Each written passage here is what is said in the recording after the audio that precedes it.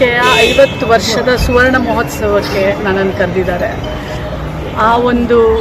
ಆ ಜರ್ನಿ, ಆ ಕಷ್ಟ, ಪತ್ರಿಕಾ ವೃಂದ ಅಂದರೆ ನೋಡಲಿಕ್ಕಷ್ಟೇ ಸುಂದರ, ಅಷ್ಟೇ ಕೈಗೆ ಬಂದಾಗ.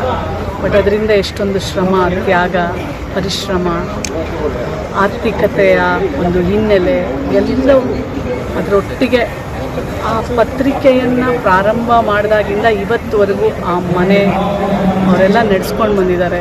ಅವರಿಗೆ ದೇವರು ಒಳ್ಳೇದು ಮಾಡಲಿ, ಅವರಿಗೆ ಬೆನ್ನೆಲುಬಾಗಿ ನಿಂತ್ಕೊಳ್ಳಿ ಅಂತ ಹಾರೈಸ್ತಾ, ಮತ್ತು ಇವತ್ತು ಹಲವಾರು ಸಾಧಕರಿಗೆ ಇವತ್ತು ಸನ್ಮಾನ ಮಾಡಿದರು. ಅವರೆಲ್ಲರಿಗೂ ನನ್ನ ಅಭಿನಂದನೆಗಳು. ಇನ್ನೇನಾರು ಹೇಳ್ಬೇಕಾ?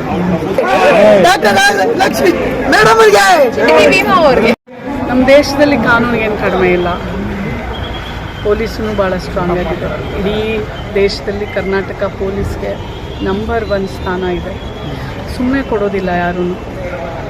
ಈಗ ಪರಿವರ್ತನೆ ಆಗಬೇಕಾಗಿರೋದು ಸಮಾಜ, ಅವ್ರ ಮನಸ್ಥಿತಿ, ಅದು ಬಹಳ ಇಂಪಾರ್ಟೆಂಟ್. ಯಾವತ್ತು ನಾವು ಬದಲಾಗ್ತೀವಿ ಅವತ್ತು ಕಾನೂನು, ಸರ್ಕಾರ, ಪೊಲೀಸು 4 ಸೇರಿದ್ರೆ ಬದಲಾವಣೆ ತರಕ್ಕೆ ಸಾಧ್ಯ. ಎಲ್ಲಿವರೆಗೂ ಸಮಾಜದ ಮನಸ್ಥಿತಿ ಬದಲಾಗೋದಿಲ್ಲ, ಅಂತ ಹೀನಾಯ ಗಂಡಸಿನ ಮನಸ್ಥಿತಿ ಬದಲಾಗೋದಿಲ್ಲ, ಬದಲಾವಣೆ ಸಾಧ್ಯನೇ ಇಲ್ಲ. ವತಿಯಿಂದ ಕನಕ ಚೇತನ ಪ್ರಶಸ್ತಿ ಇಂದು ನೀಡಿ ಗೌರವಿಸಿದರು.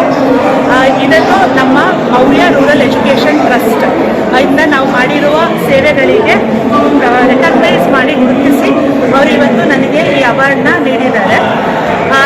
ಅವರು ನನ್ನ ಕಾರ್ಯವನ್ನು ಗುರುತಿಸಿ ಇವತ್ತು ನೀಡಿರೋ ಅವಾರ್ಡಿಗೆ ಪುರಸ್ಕಾರಕ್ಕೆ ನಾನು ಆಭಾರಿ. ಅವರು ನೀಡಿರುವ ಉತ್ತೇಜನ, ಪ್ರೋತ್ಸಾಹಕ್ಕೆ ನಾನು ಚಿರಋಣಿ. ಈ ಕೆಲಸಕ್ಕೆ ಇನ್ನೂ ಆಸಕ್ತಿಯಿಂದ ಮಾಡೋದಕ್ಕೆ ಅವರು ನನಗೆ ತುಂಬ ಉತ್ತೇಜನ ಕೊಟ್ಟಿದ್ದಾರೆ. ಅದಕ್ಕೆ ಧನ್ಯವಾದಗಳು. ನಾನು ಪರಿಹಾರ ಪತ್ರಿಕೆ ಸಂಪಾದಕರು. ಸುಮಾರು 40 ವರ್ಷದಿಂದ ಪತ್ರಿಕೆ ನಡೆಸ್ಕೊಂಡು ಬರ್ತಾ ಇದ್ದೀನಿ.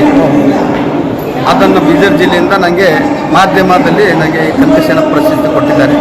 ಅದರ ಜೊತೆಯಲ್ಲಿ ನಾನು ಕಳೆದ 25 ವರ್ಷಗಳಿಂದ 5 ಸಲ KM ಬೀದರ್ ಗುಲ್ಬರ್ಗ ಯಾತ್ರೆ ಹಾಲು ಒಕ್ಕೂಟದ ನಿರ್ದೇಶಕನಾಗಿದ್ದೇನೆ.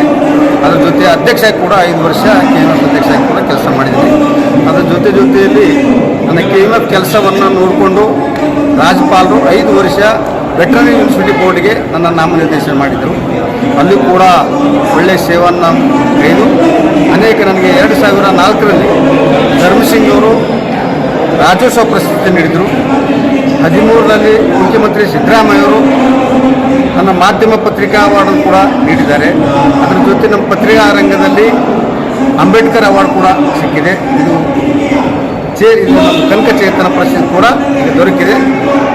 ನಮಗೆ ಈ ಪ್ರಶ್ನೆ ನೀಡೋದಕ್ಕೆ ಈ ತಂಡದವರಿಗೆ ಅಭಿನಂದನೆ. ಮುಂದುವರಿದ ಜಾತಿಗಳು ಅಂತ ಅವ್ರು ಮಾಡ್ಕೊಂಡ್ರೆ ತಪ್ಪಲ್ಲ. ಅವರು ಬಹಳ ಹೆಮ್ಮೆಯಿಂದ ಅಬ್ಬರದ ಪ್ರಚಾರದಿಂದ ಮಾಡ್ಕೊಂಡು ಹೋಗ್ತಾರೆ. ಆದ್ರೆ ನಾವು ಹಿಂದುಳಿದ ಸಮಾಜಗಳು ಮಾಡ್ಕೊಂಡಾಗ ನೀವು ಮಾಡೋದು ತಪ್ಪು ಅಂತಂದು ವಿಶ್ಲೇಷಣೆ ಮಾಡ್ತಾರೆ. ಅದು ನನ್ನ ಒಪಿನಿಯನ್ ಅಲ್ಲಿ ತಪ್ಪು. ನೀವೆಲ್ಲ ಲೌಕಿಕವಾದನ ಓದಿದ್ರೆ ನಮ್ಮಲ್ಲಿ ಅಸೂಯೆ ಇರ್ತದೆ. ನಮ್ಮ ಬೆಳವಣಿಗೆ ಕಂಡ್ರೆ ಬೇರೆಯವ್ರಿಗೂ ಕೂಡ ಅಸೂಯೆ ಇರ್ತದೆ. ನಾವು ಹಿಂದುಳಿದ ಸಮಾಜಗಳು ಬೆಳಿಬೇಕಂದಾಗ ಬೇರೆಯವರನ್ನ ಅನುಕರಣೆ ಮಾಡ್ತೀವಿ.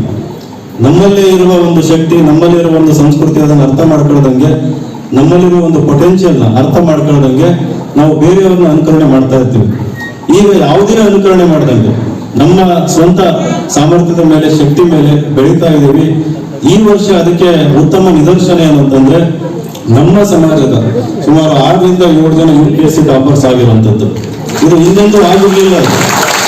ಇವತ್ತು ಇಲ್ಲಿ ಕೂತಿಯವರು ಅವರ ಸ್ವಂತ ಪರಿಶ್ರಮದಿಂದ ಆಗಿರುವಂಥದ್ದು, ಸ್ವಂತ ಪರಿಶ್ರಮದಿಂದ ಅದಕ್ಕೆ ಸಾಧ್ಯ ಆಗಿದ್ದು. ಅವರಿಗೆ ಸಿಕ್ಕಂತ ಒಳ್ಳೆ ಶಿಕ್ಷಣ, ಅವರಿಗೆ ಸಿಕ್ಕಂತ ಒಳ್ಳೆ ಮಾರ್ಗದರ್ಶನ ಹಾಗೂ ಇನ್ನೂ ಮೋಟಿವೇಶನ್. ಇದು ಕೇವಲ ಇಲ್ಲಿಗೆ ನಿಲ್ಲಬಾರದು. ಸಮಾಜದಲ್ಲಿ ಇನ್ನೂ ಹೆಚ್ಚಿನ ಯುವಕರಿಗೆ, ಮಕ್ಕಳಿಗೆ ಈ ಒಂದು ಮಾರ್ಗದರ್ಶನ, ಈ ರೀತಿ ಗುಣಮಟ್ಟದ ಶಿಕ್ಷಣ ಸಿಗಬೇಕು. ಅದು ಸಿಕ್ಕಾಗ ಹೆಚ್ಚಿನ ಅಧಿಕಾರಿಗಳು, ಹೆಚ್ಚಿನ ರಾಜಕಾರಣಿಗಳು, ಹೆಚ್ಚಿನ ಉದ್ಯಮಿಗಳು ನಮ್ಮಲ್ಲಿ ಉದ್ಭವ ಆಗ್ತಾರೆ. ಅವರು ಸಮಾಜನ ಮುಂದೆ ತಗೊಂಡು ಹೋಗ್ತಾರೆ. ಆ ಒಂದು ಕಾಲ ಸನ್ನಿಹಿತ ಬಂದಿದೆ.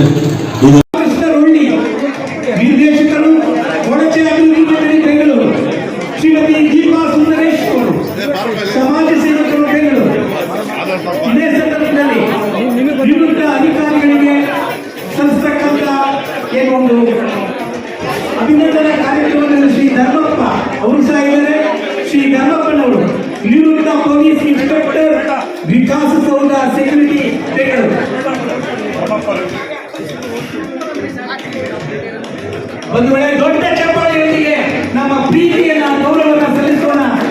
ಯುವ ಕ್ಷೇತ್ರದ ಕನಕ ಚೇತನ ಪ್ರಶಸ್ತಿ ಪುರಸ್ಕೃತರು.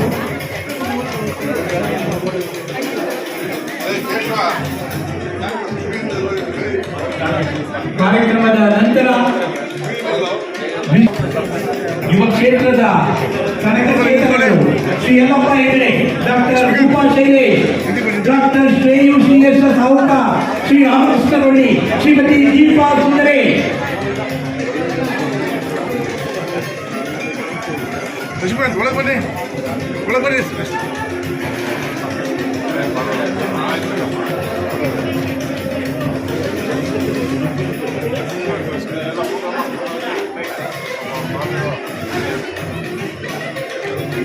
ಎಲ್ಲರಿಗೂ ಅಭಿನಂದನೆ.